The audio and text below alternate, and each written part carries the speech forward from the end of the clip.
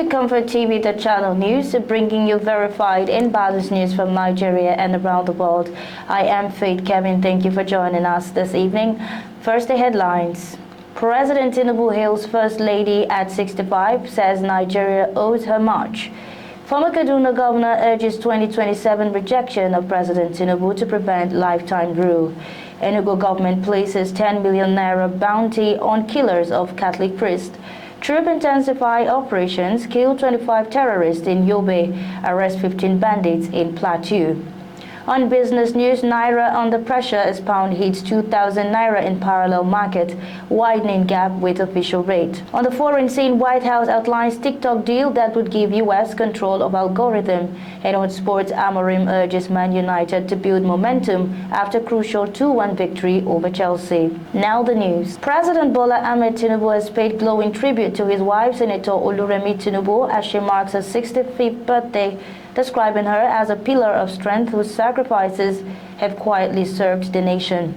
In a heartfelt message posted on X, formerly Twitter, on Sunday, the president stated that Nigeria is indebted to the First Lady for her devotion and support throughout decades of service and sacrifice. The president said that Nigeria owed the First Lady more than many would ever know. He praised her. He also lauded her public service role, saying she has touched the lives of people across the country with warmth and empathy. Former Kaduna Governor Nasir El-Rufai said the opposition must unite to chase President Bola Tinubu from power in 2027. According to him, President Tinubu is nursing plans to become president for life, which can only be truncated if he is not allowed a second term. He added that President Tinubu has been displaying all the signs of a sit-tight president, like the Cameroonian president, Paul Biya, who has been in power since 1982. Reacting, Atiku Abubakar described the activities of the All Progressives Congress-led government of President Bola Tinubu as the greatest threat to democracy since 1999. He accused the president's administration of turning into a full dictatorship, muscling the opposition and stifling dissent. The 2023 presidential candidate of PDP said the recent attack on El-Rufai during the inauguration of the ADC in Kaduna State, allegedly by the APC thugs, portends grave danger for the nation's democracy. He stated that the battle to save Nigeria's democracy and provide a viable alternative platform that will enthrone purposeful governance was in response to the wishes and aspirations of Nigerians who, according to him, were fed up with what he described as the incompetent and clueless administration. The Enugu state government has strongly condemned the gruesome murder of Reverend Father Matthew Eya, the Catholic priest of St. Charles Church, Eha Ndiagu, Nsukka local government area, by yet to be identified assailant. The tragic incident occurred along the Eha Ndiagu road, sending shockwaves across the Catholic community and the state at large. Eyewitnesses said the priest was ambushed by gunmen who riddled his cream-colored Toyota Camry with bullets before abandoning it in the middle of the road. At least 12 bullet holes were counted on the vehicle, which was also drenched in blood. Parishioners and sympathizers gathered at the scene in disbelief, mourning the death of the cleric they described as humble, dedicated, and committed to the service of God and humanity. In a statement issued on Sunday and signed by the Commissioner for Information and Communication, Malaki Agbo, the Enugu state government expressed deep sadness at the killing, describing the act as cowardly, cold-blooded, and utterly condemnable. The government reiterates that the security of lives and property remains its top priority and vows to ensure that the perpetrators of the heinous crime are apprehended and brought to justice. As part of its commitment, the government announced a 10 million naira reward for any individual with credible information that could lead to the arrest of those responsible for the murder. It urged members of the public to come forward with useful intelligence, pledging that the identities of informants will be protected. Nigerian Air Force NAF said its air component of Operation Hadinkai ACOPHD wiped out over 25 terrorists in a coordinated night operation at Bula, Yobe, and Banki 4 days ago. This was just as troops of 3 divisions in the Nigerian Army intercepted and arrested 15 armed bandits in Plateau State. The director of NAF Public Relations and Information, Air Commodore Ehimene Jodame, speaking on the strikes in Bulayobe and Banki, explained that acting on reports from ground troops, a force package comprising intelligence, surveillance, and reconnaissance (ISR) and attack aircraft was deployed. He noted that the ISR platform established contact with ground forces, tracked terrorist movements, and identified multiple groups around the north of Banki. He added that real-time updates were relayed to ground troops and base operations, which enabled synchronized action. He further stated that the strike aircraft then engaged the terrorists in 3 successive precision strikes on their movement, roads, and assembly areas, effectively neutralizing more than 25 fighters. Meanwhile, a spokesman of the 3 Division, Major Samson Zaikom, who confirmed the arrests in Plateau, said the gang had been involved in arson and other violent activities in parts of the state. That during the technology-enabled operation, troops intercepted 15 armed militants involved in the act of arson and recovered 15 fabricated rifles, 105 cartridges, and other sundry items. He added that the arrested suspects and the recovered items were in custody, while efforts were ongoing to apprehend other fleeing militias. The management of Defense Industries Corporation of Nigeria, DCON, has confirmed that the explosion at the ordnance factory in Kaduna on Saturday claimed the life of 1 staff member, while others sustained injuries. The incident, which occurred around 10 a.m. at the factory's disposal pit, was said to have happened during the destruction of expired explosives and raw materials for arms production. DCON explained that the items comprising ammonium nitrate, primer caps, propellants, and other expired materials had long exceeded their lifespan and were being safely disposed of. According to the corporation, the exercise had been ongoing since July 2025, with most of the volatile substances already destroyed before the unfortunate accident. DCON's spokesperson, Maria Sambo, said that the injured DCON staff were currently receiving treatment at the 44 Nigeria Army Reference Hospital in Kaduna, while the body of the deceased personnel had been deposited at the mortuary. She assured residents of the surrounding Kurmingwari community that the situation was under control, stressing that there was no cause for panic as remaining hazardous materials had been secured. With the peak of the rainy season approaching, Nigeria is once again staring at the grim prospect of devastating flood that could displace millions, destroy farmlands, and disrupt socio-economic activities. The federal government, through the Nigerian Meteorological Agency (NIMET) and the Nigerian Hydrological Service Agency (NISA), has repeatedly issued warnings, listed dozens of states and local government areas as high risk.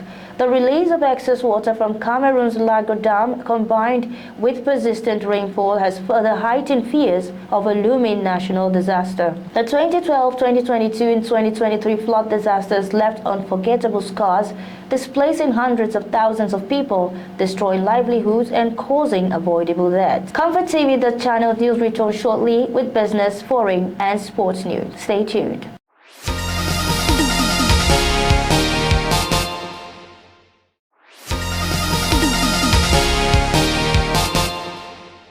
Many thanks for staying tuned. This is ComfortTV.channel's news.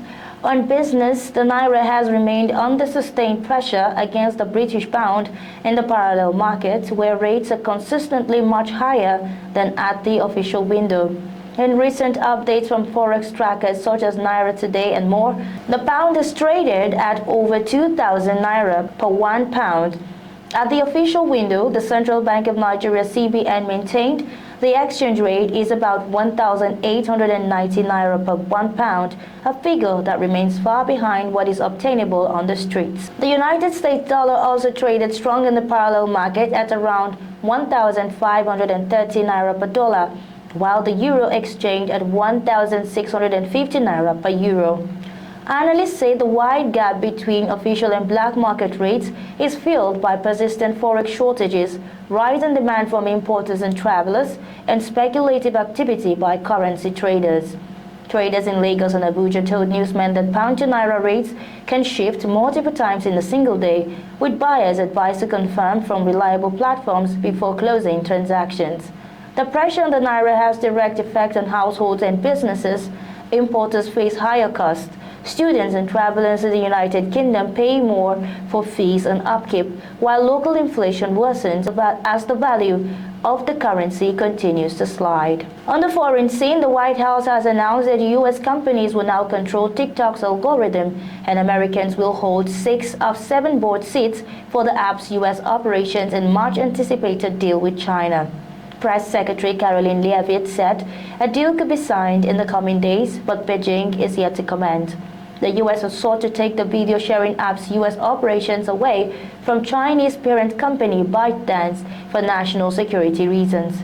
TikTok was previously told it had to sell its U.S. operations or risk being shut down, but U.S. President Donald Trump delayed implementing the ban 4 times since it was first announced in January, and earlier this week extended the deadline again to December. Leavitt said that data and privacy for the app in the U.S. will be led by tech giant Oracle, which is chaired by Larry Ellison, one of the world's richest people and a Trump ally.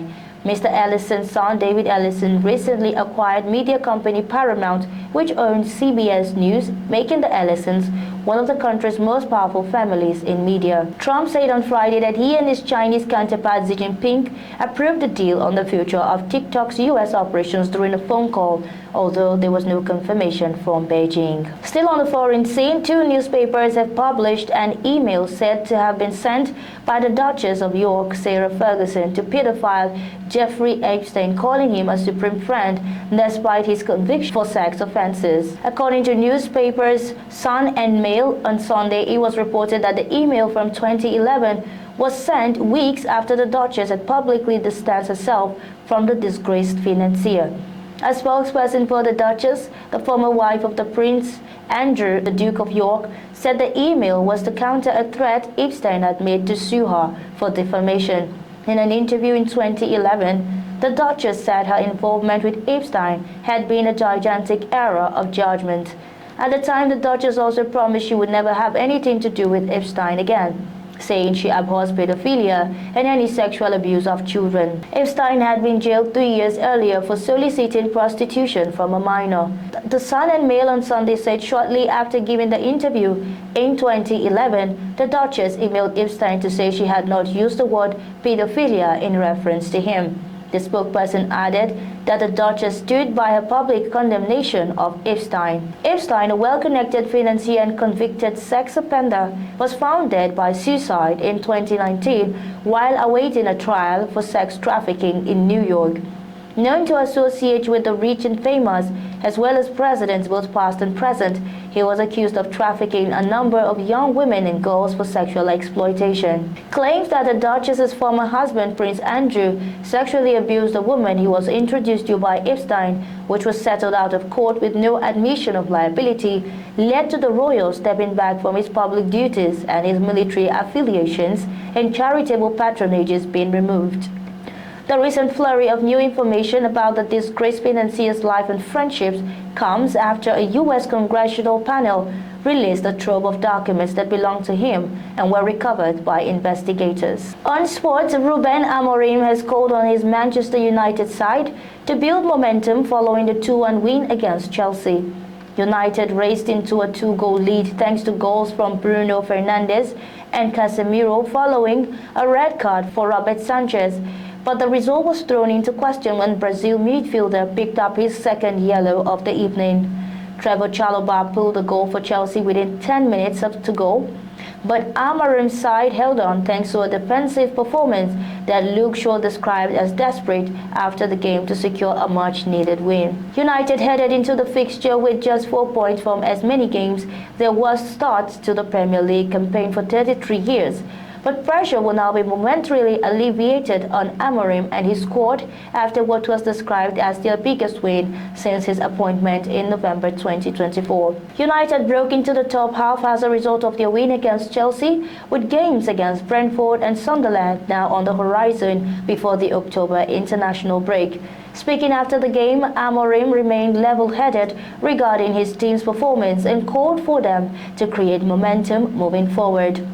Pressure has been ramped up on Amorim and his side in a build-up to the visit of Chelsea, which arrived as the following fixture to a dismal 3-0 defeat to local rivals Manchester City. Still in sports, China's Zhu Yilong set up an English Open final against Mark Allen with a 6-3 win over two-time champion Mark Selby in Brentwood.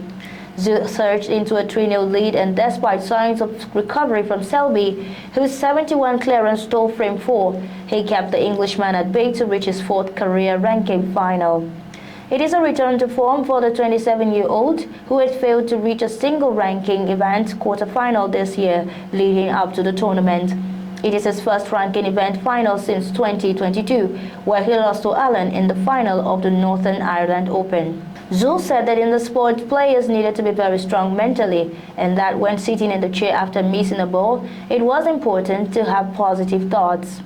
Northern Ireland's Allen reached Sunday's final after edging out Jack Jones in a final frame decider in a high-scoring last 4 tie.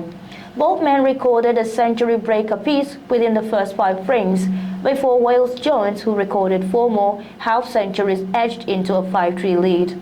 Allen stormed back with scores of 79, 68 and 86, however, to seal a place in his first English Open final. And that's our news bulletin for today. But before we go, here is a recap of our top stories. President Tinubu hails First Lady at 65, says Nigeria owes her much. Former Kaduna governor urges 2027 rejection to President Tinubu to prevent lifetime rule. Enugu government places 10 million naira bounty on killers of Catholic priest.